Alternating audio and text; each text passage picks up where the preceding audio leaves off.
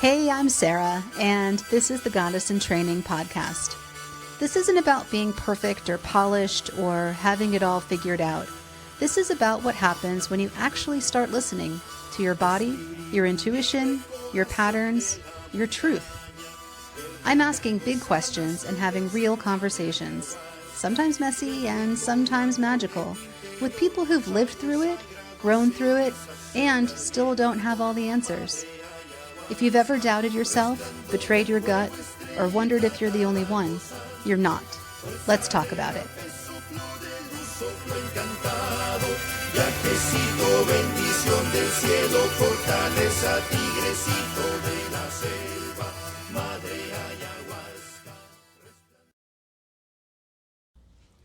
Welcome back to Goddess in Training. I'm your host, Sarah, and today's episode is extra special.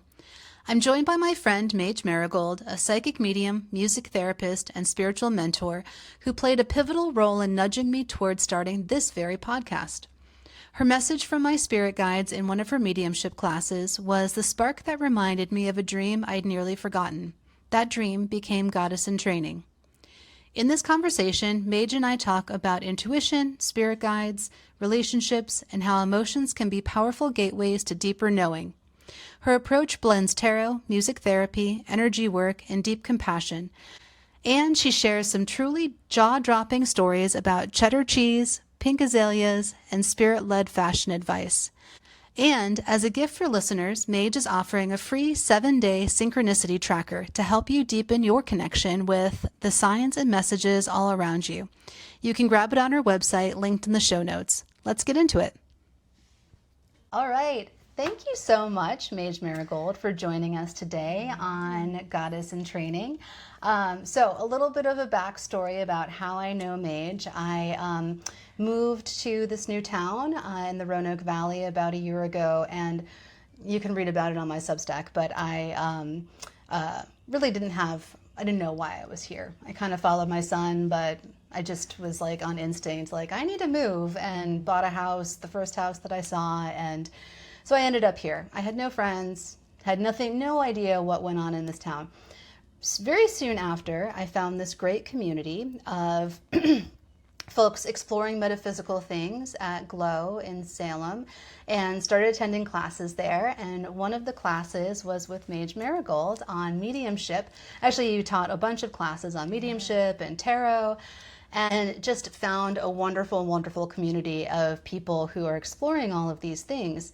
And I also got a lot of personal guidance from Mage Marigold. I think it was the first class that I came to. I don't know if it was tarot or mediumship, but I sat down, and part of what you did was you would give each person there a personal message and what's coming in from their spirit guides. And you said something about a podcast, and I was like, oh my God, no way. No fucking way. And because I had had this dream 2 years ago about creating this, Goddess in Training, this podcast, and the fact that you said that right away was just mind-blowing to me.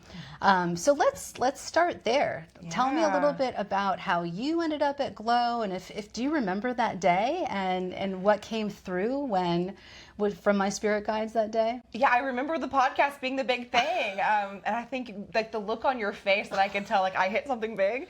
But I think like the first thing I remembered seeing was like they were showing me flashes of former versions of you. And like you were in this process of like building this bridge to like connect those aspects of yourself to who you are in this lifetime. And it was very like high priestess energy. Like you were speaking to people, you were up on this platform, you had things to say, and a lot of people were listening to what you had to say. So I knew you were on some sort of big journey that was here to help people really I feel like cut out the bullshit. I think I also remember seeing a machete, and I didn't know at the time that you were like doing the Costa Rica stuff, but I was like, I feel like I see you like hacking through a jungle. Now that I'm talking about it. Yeah, you're like literally hacking through a jungle, but helping people like figure out how to spiritually do that for themselves was a big part of your journey. And that's been my journey. So I think that's, for me, getting to Glow and being around all these people that it seems like they were on that very similar path of, I've gone through a lot of really, really intense life lessons really quickly, and now I feel like I'm in this stage of becoming, and I don't know exactly why I was brought here, but I'm here. Every single person that I feel like would come to the community would be like, I don't know why I'm here, what I'm doing, and we're like, join the club. Yeah, it was wild. Yeah. Yeah. I was actually, my background, I'm a board certified music therapist, and I'd done hospice work for like 7-8 years. Had an injury, had to take some time off, and did like some brief sales work for a nonprofit. And the only job that I've ever been fired from, it was like came out of the blue. I was actually applying for this position for a music therapy job in the area here. And then like I accepted that job, and the next day they were like, you know what? Like, we're gonna fire you for being out for a pre-approved surgery. And I was like, okay, well, fine, that's fine, whatever.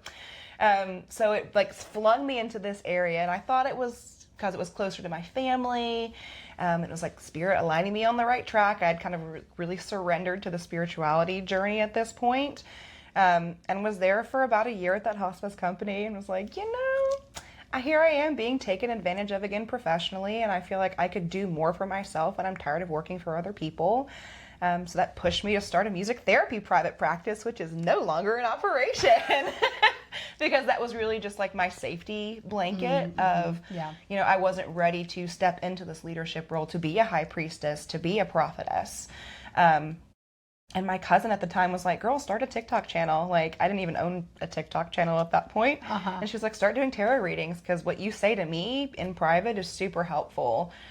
So it's like this big conglomerate of like using glow to try to do music therapy and like tap into this, because there's a lot of beauty that I think we'll probably talk about, and how it all works together. But it was like, how do I remarket that and repackage that for a different flavor palette? So yeah, it flung me at glow, and then I got to see everybody else's stories be almost pretty identical to, okay, well, we're all here for some reason. And I think it's been to like raise the collective vibration of this area. Yeah, to stay on that topic just for a second, the other thing about glow and what I appreciated about your classes and the community too is that, even though this was probably a year ago now, June 2024, all of the messages that were coming through were about the world falling apart. And the Tower card comes up all the time. And I felt like we all knew and understood that this was coming and this was happening, and that it was all going to be okay. Whereas the rest of the world did not understand that that was happening and was in denial, and actually a lot of people still are in denial about this happening. But it was just such a refuge to be around people who understood the world in the way that I understood it too, and to have that just the hope and the certainty that everything's going to be okay reinforced in every single class. Can you talk a little bit about that and your experience of where we are collectively in the world right now? Well, I think it's a great example of the teacher presents itself when the student is ready, and you're either part of the collective that understands the assignment and go, okay, I've signed up for this class either before this lifetime, or something's happened in this lifetime to motivate me to do this or to be this version of myself. And I'm ready to like dive into that dark abyss that most people are way too afraid to even look at or acknowledge is there. So I think when like all this stuff was happening in the world, and still is happening in the world, some people can't see beyond their current experience, and that's for a reason, right? Like the way that we transition out of things that we're no longer meant to is we have to feel it and to the extreme. We experience as much trauma in that vein as we can until we're finally ready to switch and operate differently, or to see differently. And then we have that different viewpoint, or we're able to see things differently. We're able to like look at that burnt toast theory, right? But some people get so caught up in their own experiences that it just they can't see, they can't get out of their human experience. And it's an important part. You have to apply those human experiences to really break through that those ego barriers that keep you from being really fully open. But yeah, it's just really, I think, again, that vibration shift, like when we were all in that space together and all being able to think just like witness each other's vulnerability. Mm-hmm. Right? Yeah, that's a good way of putting it. Instead of masking and throwing it out at everybody else and being angry about it. Like, yeah, be angry about it, but what does that mean and what do you do with it, right? And can you do that in a collective way that's going to benefit you and everyone else? Because that's the name of the game. Exactly. Yeah, I mean, that's my hope with this podcast, and I think with what you're doing, and and there's no competitive nature about it either. Like, we all lift each other up, and collectively we lift each other up, and that's what's going to make the world a better place. And we definitely saw that at Glow. It just was a really special thing. And so at Glow too, I was just blown away, not only by the messages that you had for me, but just the messages that you had just going around a circle of people, 10 people, and you pinpointed, I think, for every single person, and were able to say exactly what they needed to hear in that moment. Was just so neat. And sometimes it was like ancestors or recently deceased people. Other times it's, spirit guides. Can you talk a little bit about what your experience is when you're channeling? Honestly, it is like being lost in the sauce. A lot of people, I'll tell them ahead of time, like, make sure you take notes or you're welcome to record this, because when I get into it, like, I'm very much a physical medium. I'm a trance medium. So I've built comfortability with being able to sense, is this a good energy that I can allow to kind of like take over?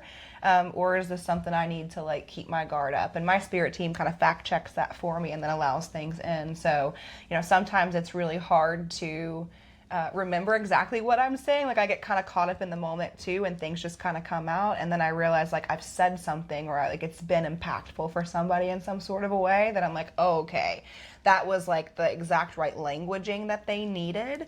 Or there was just like the right little synchronicity or like confirmation in how I said that.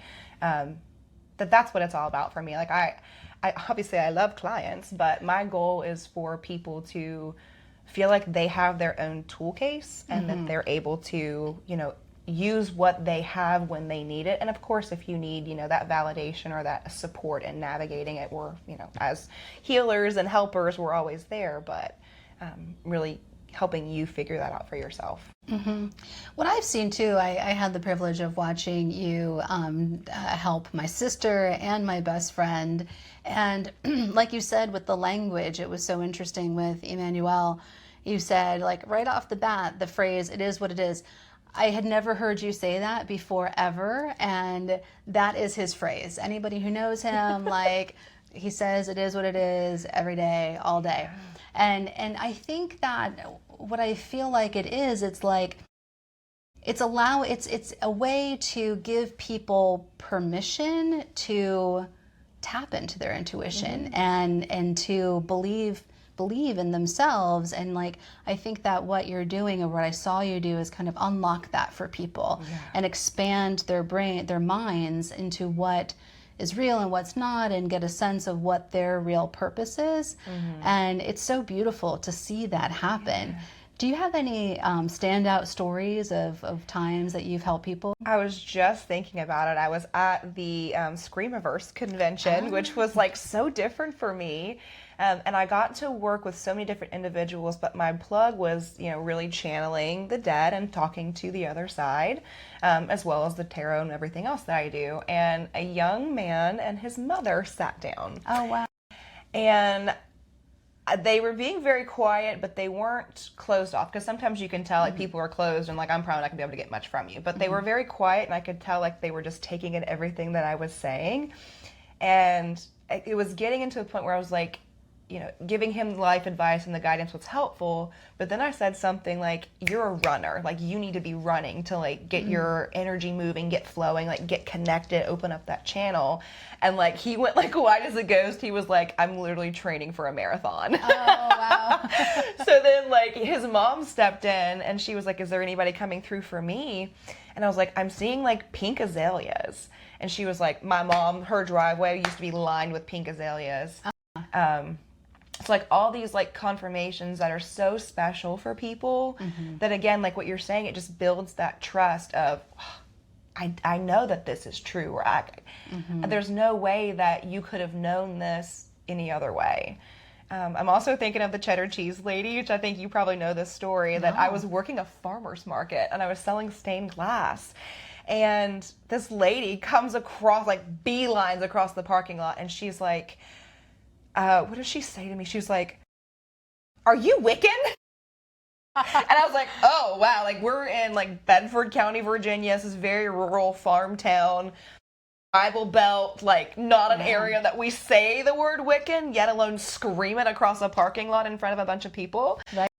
Then I was like, well, not really, but I think I know what you're hitting at. How can I help? She was like, I just feel so connected to you spiritually, and I don't know why. And I was like, well, I am a medium, and I do connect with people on the other side. I'm just going to throw this out here because it might be weird, but I'm getting cheddar cheese. And she instantly like started sobbing. And I was like, okay, cheddar cheese. And she like gets it together enough to be like, my mom passed not too long ago. And the only thing that I've been craving is her homemade mac and cheese, where she used to spend so much time like hand grating that cheddar cheese. Oh my God. And that was like for her to know, like anything else that I was going to say, that was coming from her mom.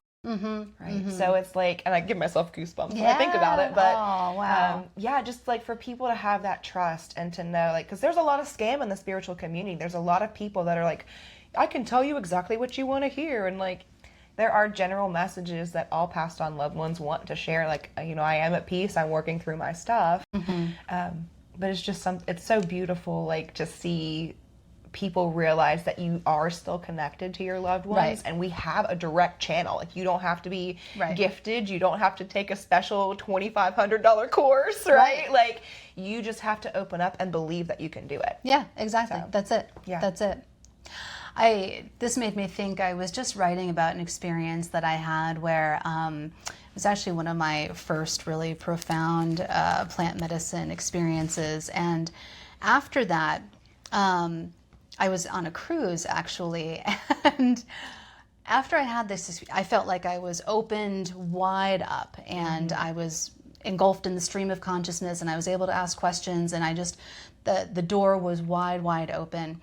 And then for the next several days of the cruise, the remainder of the time, people were just coming up to me and telling me their life stories and telling me about their deceased loved ones, and I didn't have any messages for them, but it just was like one after the other, and people coming and crying to me. And it was so significant that when I got to the airport, I'm like, I need to get to my plane. I hope that whatever's happening here is done, because like I've got shit to do now. And so I keep my head down. I'm trying not to make eye contact with anybody. And I go, but I had to get something to eat. I got something to eat. And the guy who sat next to me started going on and on about his estranged son, and again started crying and hugged me. And all I did was sit and hold space for these people. I did nothing else, but it was clear that there was a channel that was opened, and I didn't know how to close it. And thankfully, by the time I got home, it had naturally closed because I had to go about my day-to-day life. Right. But so how, for you, it sounds like you probably have experience, like you just said, in the parking lot with the cheddar cheese. How do you manage, do you have tools to close the channels? Yeah. Well, I think one thing that I want to mention really quickly that you said, like, I was so open and I didn't really know like what I was supposed to do with it. That's another barrier that I think people have of, well, if I open myself up, like, do I have to like be responsible for helping someone heal from the trauma that their loved one caused them? Like, I'm not ready to do that kind of work. And it's sometimes exactly what you're saying, 9 times out of 10, holding space, allowing that person to be witnessed and to share in that grieving or share in that witnessing, right, of that vulnerable moment for them. And then the other thing that you said was, you know, I didn't know how to turn it off. Well, it wasn't time, right? Spiritually, your team was like, all right, girl, we got you in this place. You got work to do. People that need your messages, we're going to open you up. And you're just going to be open and have to trust that for whatever reason, this is how your energy and how you as a vessel can be used in your highest and best good for all, right? And then when you're done, we'll close it and you can go rest for 4 days and like eat chocolate cake and be happy. So I think for me, like that's been my biggest tool, is to know some of it you can control, and then depending on like how deep you get into it, like I do this professionally, so I don't have a chance of if I'm going to like communicate and tap in. Like people have paid me to read for them, and I will read for them. Right. So for me, it's more about lifestyle and making sure that I am taking care of myself energetically. I'm, going to counseling if I need mental health support, and having that sounding board and keeping that ego voice in check. Making sure my diet is good and I'm not eating processed foods all the time, unless I'm on my period, and then I'm going to eat as much processed shit as I want, because that's that phase. Just making sure that I'm supporting my entire being, and then also like showing my team that when you give me something, I will act on it, right? And then it's a two-way street, because they have a job to do. I signed up for this. There's a soul contract. I decided I was going to be, what they say, God's strongest warriors. Like I signed up for that package times 10. Something that you said about the listening and following. I think as people are developing their intuition, I kind of see intuition as like, it's related to mediumship, but it's really just your own personal guidance, whereas mediumship is more like you're helping other people more. But I think as you're listening to your intuition, I think when you get those messages, even if they're really small, it's acting on it is really, really important to help strengthen it. And one example with you was when I think in one class you were like, I think you need coconut water. And I was like, as soon as I left, I went to one store, they didn't have it. So I went to another store and I got that coconut water and I drank it. I don't know why. I don't think I don't know why I need it, but I think it's that like, it's just that showing faith and that you're going to listen will then allow more of that to happen. Right. Because when you're tapping into this work, this is high energy work. So you're going to deplete nutrients a lot faster than normal people. It's like energetically running a marathon. So I work with a lot of people that step into this ascension process and they're like, I feel like crap. That's why you get ascension symptoms. Like, how do I navigate this? Well, you're short on magnesium. You're short on, I had somebody that was short on sulfur, right? Electrolytes is pretty common for the coconut waters. Usually when I tell people you need to be drinking coconut water. And sometimes I don't know why, right? Like I just know your spirit guide came in and they said coconut water, and I'm going to tell you coconut water and apply that and see where it goes, right? And I think that's the big thing is too, like, there is no right or wrong. You kind of have to trial and error it and see what feels right for you and implement it and be like, oh, wow, I drank coconut water and that gave me so much more energy. And then I felt like I could hear my team more and I wasn't such in like I just need to rest. Like I'm more energized. So I have more motivation. So going back to where you began with the music therapy, and so tell me a little bit about your evolution from that to where you are now, but also the role that music can play as people connect to their intuition and to their spirit guides. Yeah. So I think for me, it was kind of my segue into trusting your intuition. So I think for the longest time, I really didn't claim like I'm a medium, I'm a psychic, I'm just very intuitive. I just happen to like be right all the time. And I think through music therapy, I did hospice work, so there's a lot of deep emotional stuff there. But it was almost like I felt like I could read somebody's mind energetically and be like, I feel like this song just popped into my head and it definitely fits clinically, so let me throw that out there and see what happens. And then I'll be damned if it wasn't like the exact song that their loved one used to, like there was a very special meaning associated to that song. Wow. And it facilitated some type of deep healing.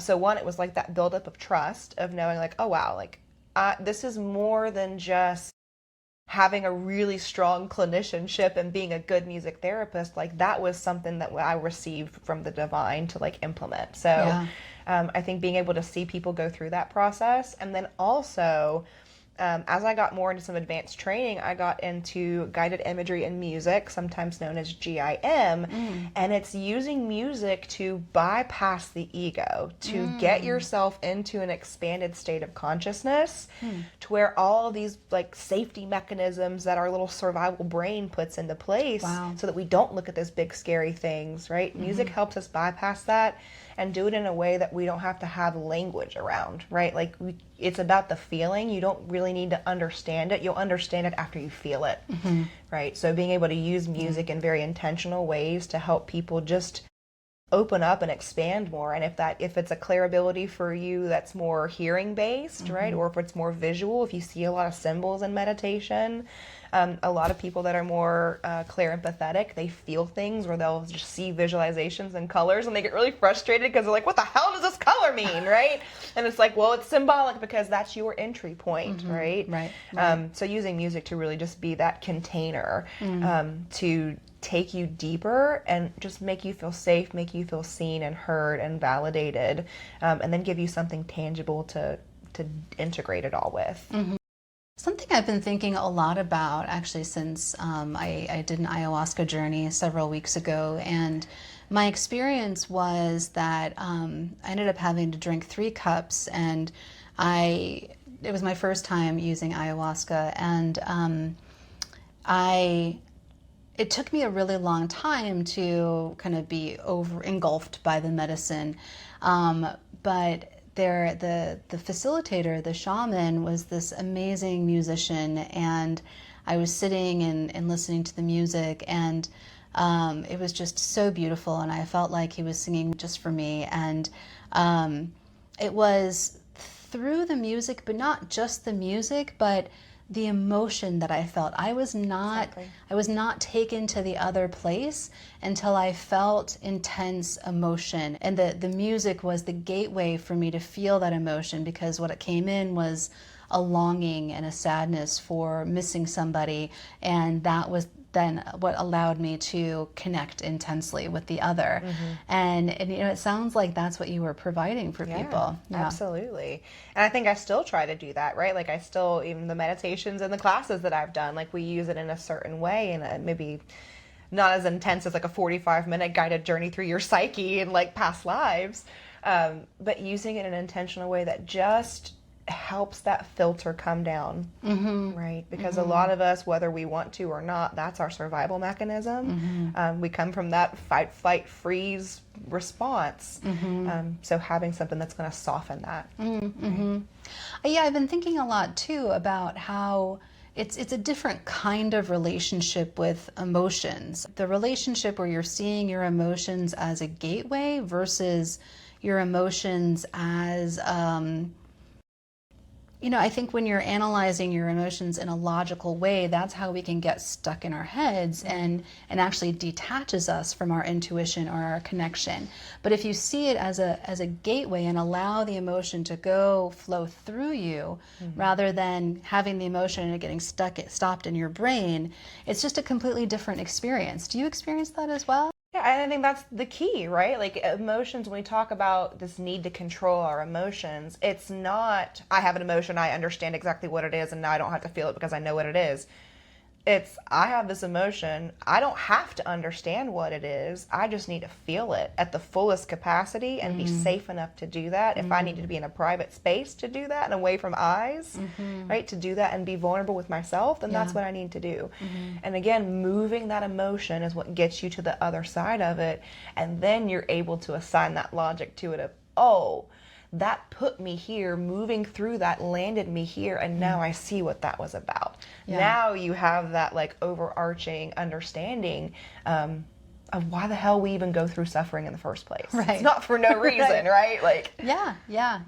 And I've heard it said several times that when people are grieving, it's when they're actually the most connected to the spirits, the other universe.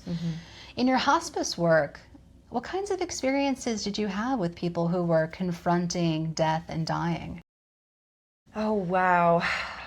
So one, I think the biggest takeaway for me that was most motivational is that people really will wait until the last couple months of their life, or sometimes the last few days of their life, before they're willing to confront things that have been eating at them and gnawing away at them. Wow. How much coulda, shoulda, wouldas, if I would have just done this, I wish I could have, right? And like, wow, your work it's gonna be done in this lifetime. If you want to save it for the last 2 hours of your life, that's a very difficult process. Yeah. So like, not to be too morbid here, but there was a lot of inspiration to be like, okay, face your darkness, because there is nothing darker than having to do that when you are like 1 foot in, 1 foot out, half, half transition and half still on this earth.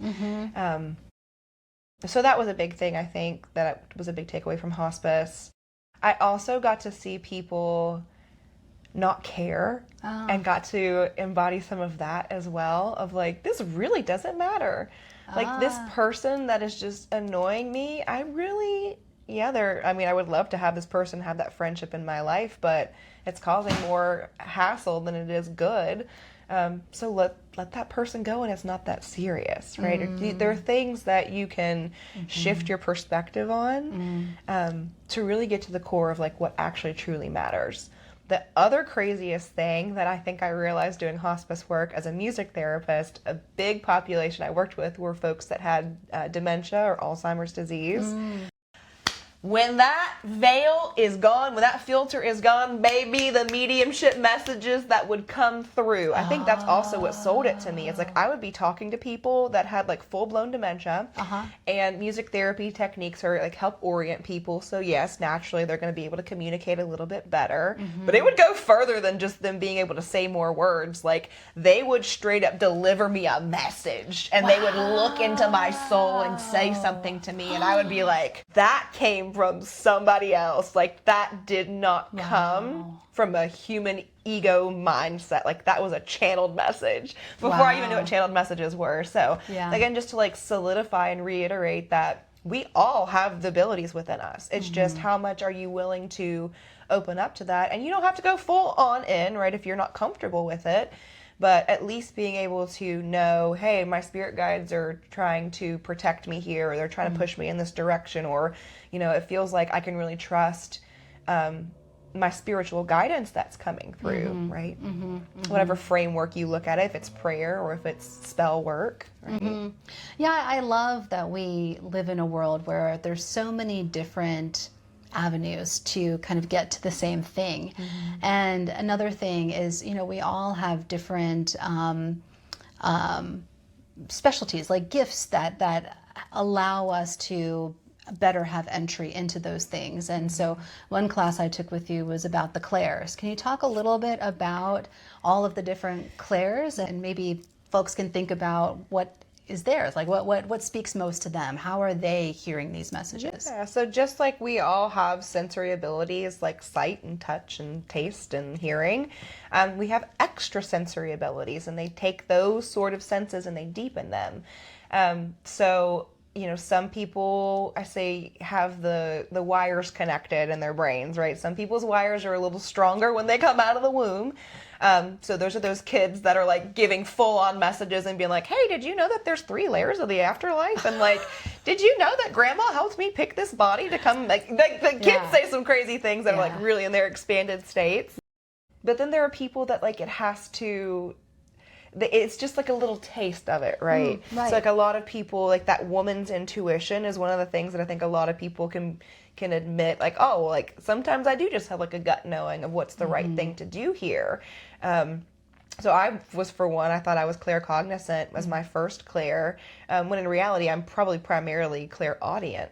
Okay. So I mostly am getting like hear, talk. I feel like I'm talking to myself, and that was that barrier for me of, am I talking to myself? Or like, are there actually messages coming through, and can I actually interact with this in a different way? So learning kind of like what naturally comes in for you. A lot of people are very empathetic, right? Those empaths, clairsentient. You just feel things. And those people, I feel like, have a very difficult time feeling like they're in control, because there's just energy coming at you all the time. There's ways you can navigate that. Then you have people that are like really talented with like the clairtangency, and they can like pick up an antique and just tell, like, I feel like this is negative, or like there's something going on here. And then people that can tell a full history of like where this object has been, who owned the object. Wow. Everybody is so unique and so beautiful.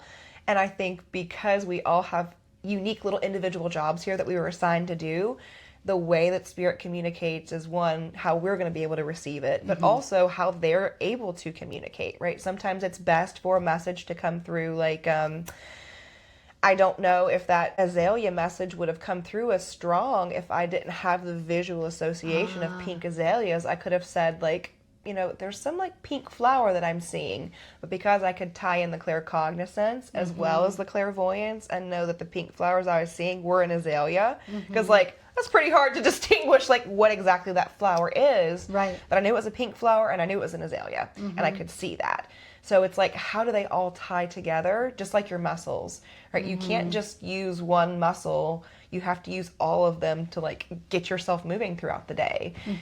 So your clear abilities are no different, and it's the more you practice them, the more you strengthen them, the more others start to come in and work a little bit more strongly, and then you give your team, a spirit team, a smorgasbord of opportunities and avenues to tap into you. And then also when you're helping other people, you're able to give them kind of the image or the sound or the different pieces of information in the way that they can best receive it. Exactly, right. Like if, I don't know, like the cheddar cheese was like so significant. I keep thinking about that in my head as like, I don't know if that had come through any other way, like, I don't know. Even if I think I would have said mac and cheese to her, it may have got close, but I think she was so keyed on that memory of being in the kitchen with mom while she was shredding the cheese. Right, right. And like that image of that block of cheese in her mom's hand, it wouldn't have had the same emotional attachment for her to just hear mac and cheese. Yeah, yeah. Like she still would have been like, that's significant, but she wouldn't have had that, like you were talking about, that emotional response that pushed her through. And that was the job, right? It wasn't like make meaning of it, deliver a message. It was just like, I'm here and I'm with you. Yeah, right? yeah. And sometimes that's all we need. Yeah, exactly.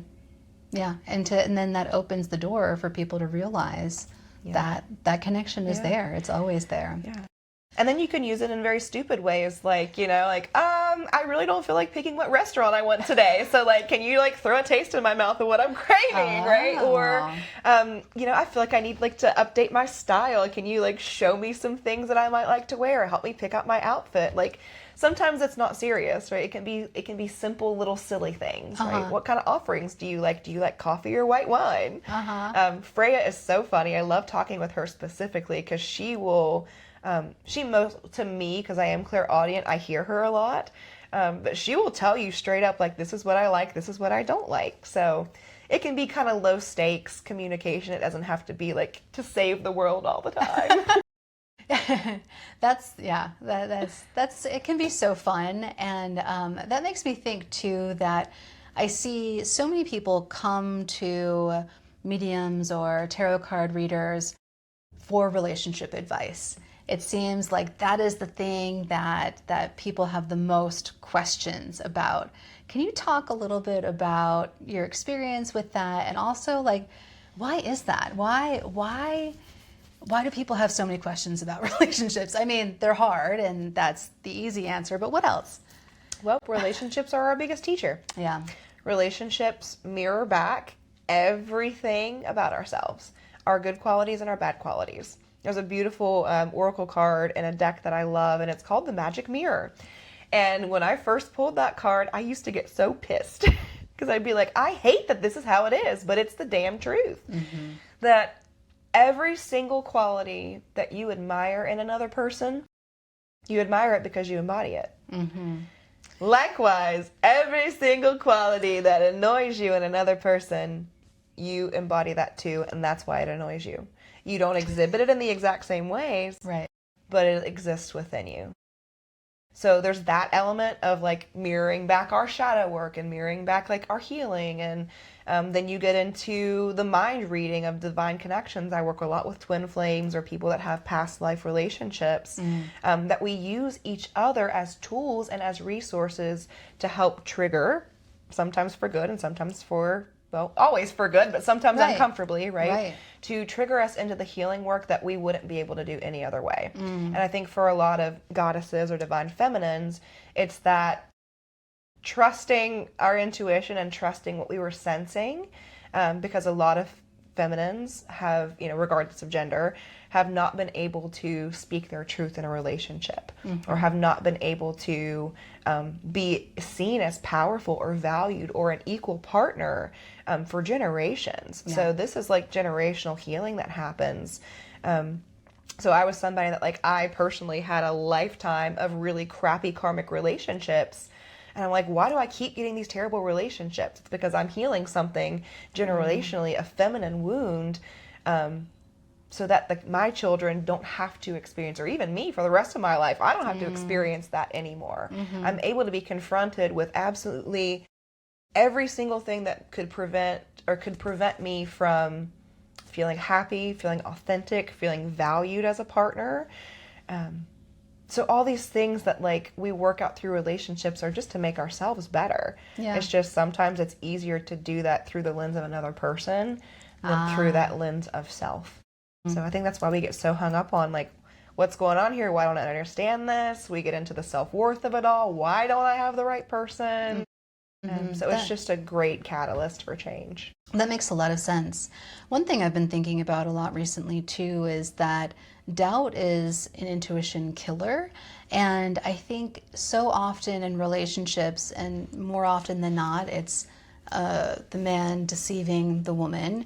And then the woman's response is, how did I not know that this happened? Like, how did I not know that he was cheating on me? And then I've seen a lot of people take that and then be like, well, if I wasn't able to see that this was happening, how do I ever trust myself again? Right. Do you help people in that way? Do a lot of people come with those kinds of questions? So I think a lot of people, it just depends on where you're at in the journey. But I think there are a lot of people that want to understand, how did they get themselves in that place? Because it's not just rebuilding trust with another person, it's rebuilding trust with yourself. Exactly. Right. Yeah. So I think not seeing it as threatening, right? And that's a hard thing to do because it's threatening. Right. So to be able to, like, kind of reparent yourself and be gentle, and like, it's safe to explore this. Right. That's the piece of it, is you look at divine feminine, divine masculine, and some, like, female presenting people are sent with divine masculine journeys, right? So it gets a little messy.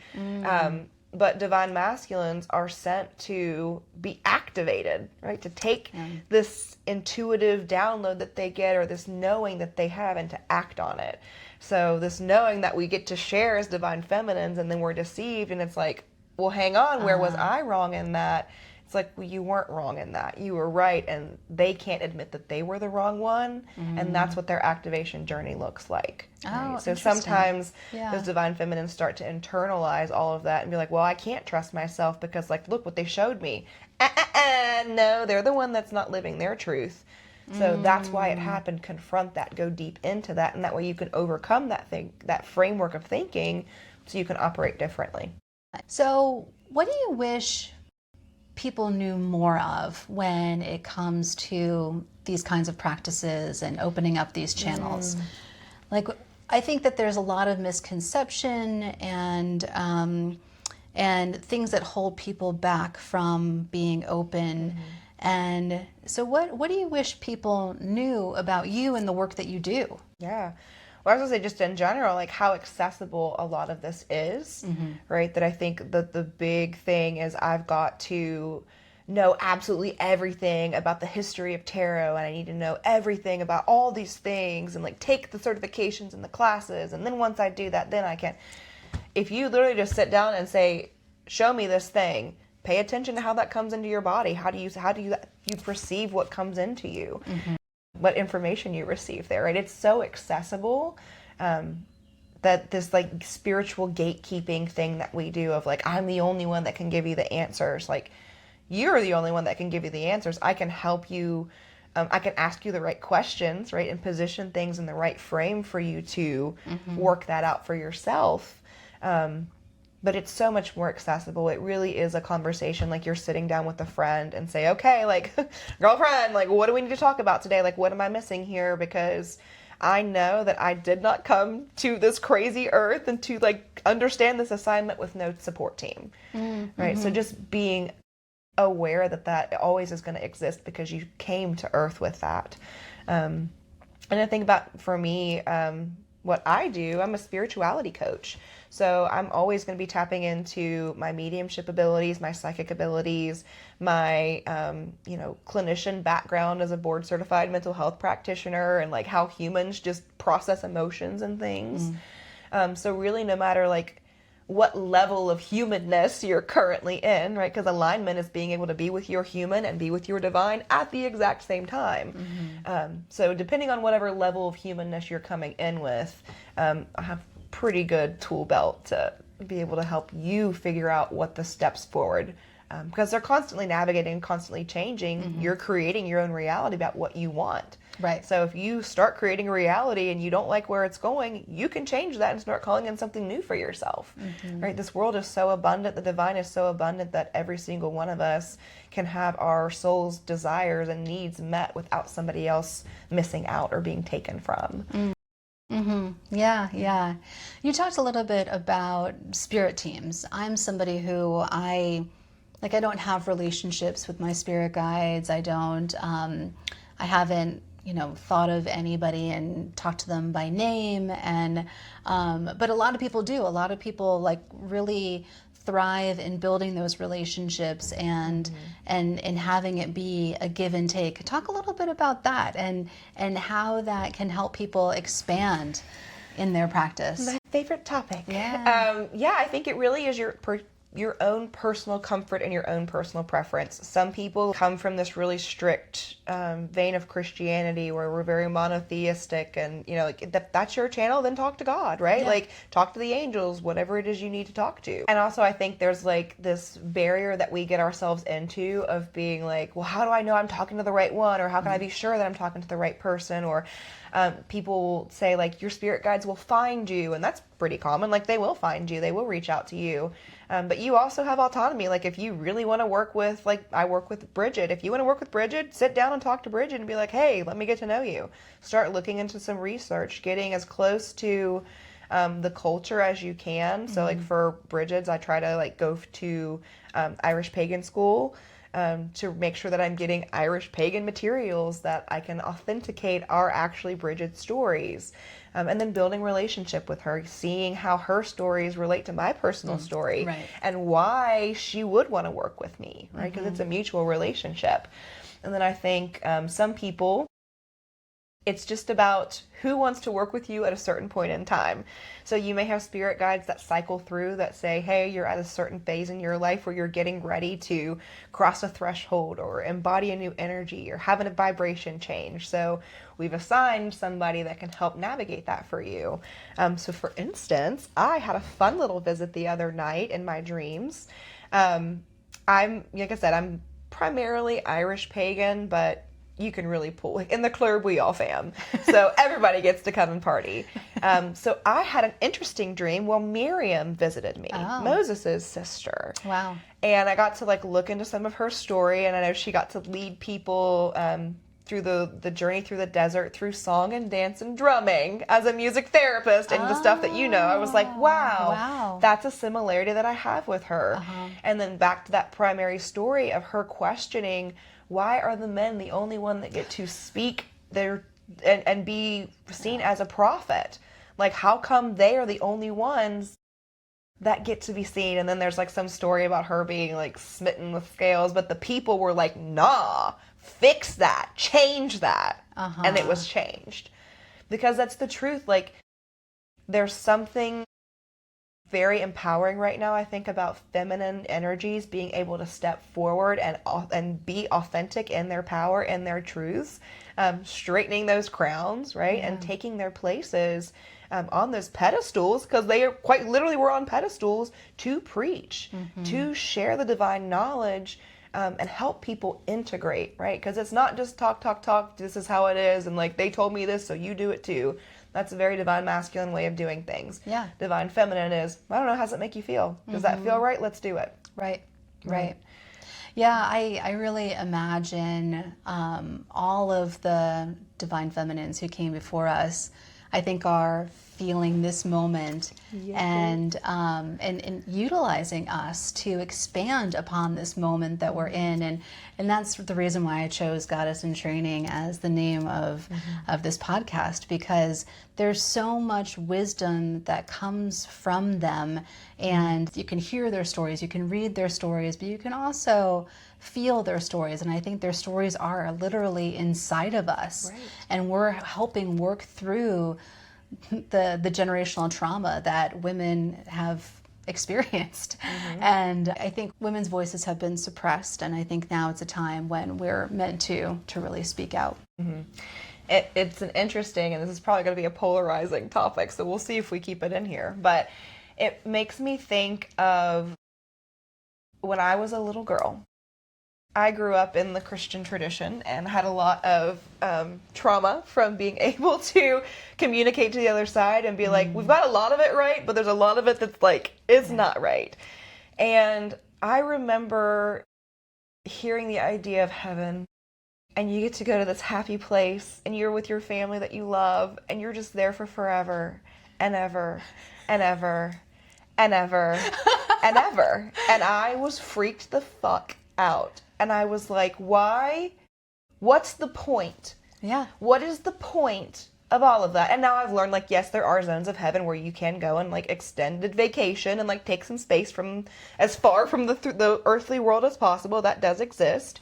But there are also other zones where people are meant to come back. You're meant to be that healer for divine feminine energy, right? We're constantly raising that vibration to do the things that the women before us weren't able to do, or the feminine energies before us couldn't do safely, right? So just to be able to, I don't know, just like release that anxiety, right? Of like, well, actually, just because the large population says that this is the way it is, I can allow myself a different belief from what feels authentic and what feels like, this is what I know because this is what my people are telling me, and it feels so true in my body, and it doesn't give me anxiety. So how could, how could it be wrong? Yeah, exactly. I just think it's an amazing time to be alive, honestly. It really is. And if you don't see it that way, my shadow work book available is for $10. Often when I spend time with you, you have entities come and kind of bother you. Yes. And they have things that want to be said. And as we've been sitting here, you said that there's this diva energy around. So what are you seeing, and what does she want to say? Let's figure out who this is, because she definitely wants to come forward, and like, I don't get to control it, so I take the stance. Yeah. So it feels like she is a very like Hollywood starlet kind of energy. And I think she has red hair because she keeps like looking at my red hair and then touching her own. She is stepping forward mostly to like help you overcome any sort of like confidence barriers that you have with putting yourself out on screen and like having people see you. She's like, I'm actually seeing her almost like send you energy. It's like a spiral of energy that comes from her heart space into more of like your solar plexus area. She's really just here as a helper to like help you realize you're a bad bitch. I think she has some... I always use a boost. Yeah, like she wants to go shopping with you. I could use fashion help, so yeah. She would definitely be like willing to go to stores with you, and like if you have like your pendulum, or like I'm terrible, I'll just have my car keys out in public and they'll like be a little makeshift pendulum for me. But I'll ask them like what should I get? She wants to like, I think, help pick you out some wardrobe things. That would be very helpful. Pretty much all like the glitzy glammy type things. It feels like that's what she's stepping forward to do. But she was being loud because she just wanted to be acknowledged and seen and heard. Now, can you see like what like somebody looks like? Is it more of like an energy that you're feeling and you're hearing things? Sometimes it really honestly depends on how people want to come through. I've had like full body apparitions kind of like appear in my mind's eye to where I can tell like what somebody's hair texture might look like, or sometimes they'll show like prominent facial features. Confirmation burps. I was going to say she has freckles. Okay. So I could like see that she has freckles. And then sometimes it's more of just like that gut knowing of like, I know this is how you look. So in my mind, I now have something I can equate to. Like Archangel Raphael loves to show up a certain way. So in my mind, I hear Santa Claus mixed with Gandalf. And it's basically how Archangel Raphael appears. Okay. But I'm using my own associations to kind of like form that mental image for me. So that's again where like knowing what your strongest clair ability is going to give you that permission to then form it and trust that you're not just making it up, because in a way you kind of are. Yeah. Right. But it's off of that clear knowing. Right. Right. There's a fine line, I think, between imagination and receiving messages. They work in tandem. Right? Yeah. Yeah. Because imagination, everything is like is a combination of all of our experiences. That's why you can get a different reading or a different tarot reading from different people and have the similar kind of message come through, but they may give you different, like, explicit things to say, this is going to be really important for you to do this way. And then you get another reading done from a tarot reader and they say kind of the same thing, but it's important to do it this way. And you know both of those things are wrong. You actually need to do it this way, but it's still all within this vein because they're using their own associations and how their guides speak to them to try to deliver the message in the best way possible.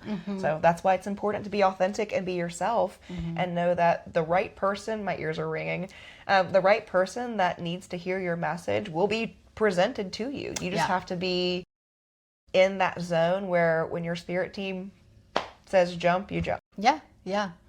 When they say move to a new town and upend your life, you do it. Okay. I hope I get an ice cream. Gosh, this has been so much fun. Yes. Do you have anything else that's coming through? Can I be a little selfish? Do you have any? Do you want to pull an oracle card and see if there's anything else? Let's pull one for you, and then we'll maybe do one or two for viewers all right. as a little takeaway here. So this is one of my favorite decks. Whether you're feminine or masculine, I use this pretty much for like all my clients that are ready for that integration, right? You've already kind of discovered what it is you need to do and you just kind of need that last little validation to push through. The Goddess Within Oracle, it is very, very great. So let's see what wants to come out for you today. And say a little bit about oracle cards for people who are completely unfamiliar. So oracle cards are going to be a lot more accessible than tarot cards. Because they're usually going to come with some sort of guidebook that has a very detailed message that you have to read, or it could be something simple like grace, and it's like, okay, I definitely need to give myself more grace today. So they're great tools to give you hard and fast advice on how to navigate life's challenges. Tarot is going to be a little bit more about trying to see the full picture and like taking things a little bit more deeply. So if you want to communicate with your guides and you're really new to mediumship or to tapping into your clair abilities, sometimes tapping in and then pulling an oracle card and then having the card say exactly what you were experiencing helps concrete that belief in yourself. Exactly. Right? Yeah, So, that's been my experience. definitely love the oracle cards. They're very accessible. Oh, well. Do you love that Queen of Sheba is out for you? Oh my gosh. Such a beautiful card. Give that one to you and we'll just read her. And she's got the crown that I have in my logo for Goddess in Training too. But I see she's got a skull behind her and there's some death there. Yeah. She's a bad bitch. You are being reminded that you do not need to do anything to be deemed worthy of receiving. You are safe to tap into the abundant flow of the universe now. And I think that's why you're getting the podcast up and running, right? Like you're safe to know that you have permission to make whatever decisions you need to make to ensure that this channel is open and accessible, so that people can really start doing this work that you've implemented and you've seen changes in your own life. So yeah, you're definitely in a place of leadership. And I like that she's surrounded by gold too, because you also need to provide for yourself as you're helping other people. Right. But I think that that manifestation and walking the path that you're supposed to walk, those things come. I think that's what she's saying a little bit too. Absolutely. And I think knowing you and knowing your story, like that's really been what you've been focused on is, I know I need to walk this path. I take a few steps and now the universe is going to throw a few stumbling blocks to see if I really want it. right? Do I really want to continue to be on this path? Because if I do, I'm going to go ahead and move that obstacle. I might have to reach over here and use this part of myself, but that's why that obstacle came out, to remind me I have this part of myself and I can use it in this way. Yeah, Right? that's true. That is true. Beautiful. Thank you. Let's do one for your reader, or to your viewers. All right. She didn't come out. No. Let's do one for the viewers then. Ooh, Demeter! I love Demeter. First of all, Demeter's story is great. This is Persephone's mom. We were just talking about her too. Yeah. Oh, yeah. One of my favorite stories is actually Balbo, who is in the myth of Demeter. When Persephone was taken to the underworld and Demeter was so inconsolable with grief, the only thing that got her to laugh, Balbo literally just flashed her. And she like broke out into laughter, and it was like that moment for her to like get out of that deep emotional experience and like reconnect with the other parts of the human experience, right? Like, and I think that when we're going through big experiences, going through deep heartbreak or going through transformation or ascension, it can be really easy to stay in a low vibration or stay in the funk, rather than have something that's going to counterbalance that and kind of pull us out and remind us that, hey, we weren't here just to experience doom and gloom. We need that to ascend and tap in, but we were also sent to play, and we were, able to tap into fun and joy and pleasure, and not have to be so in the work all of it all. Yeah. Yeah, I love that. And I think that's a great place to end. And I think a lot of us are kind of experiencing a lot of transition. And it's so important to remember that we are here to experience everything, and play is a huge part of that. So I hope all my listeners will take that away from this and go out and play this afternoon or later today, whenever you're listening to this.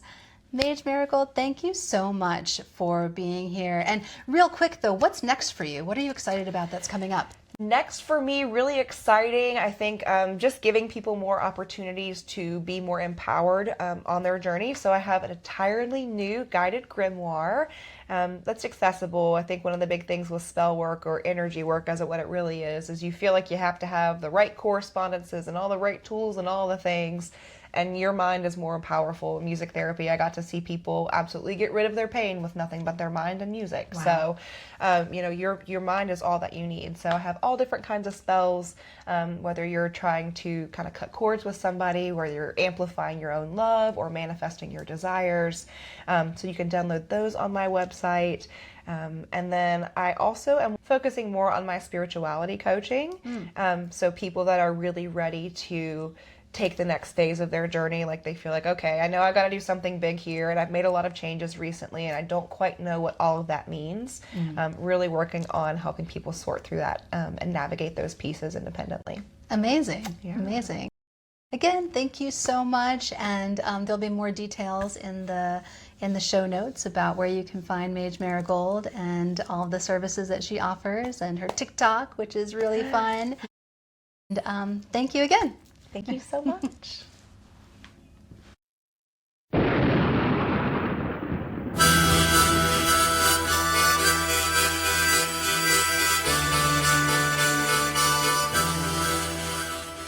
Thank you for tuning in to Goddess in Training.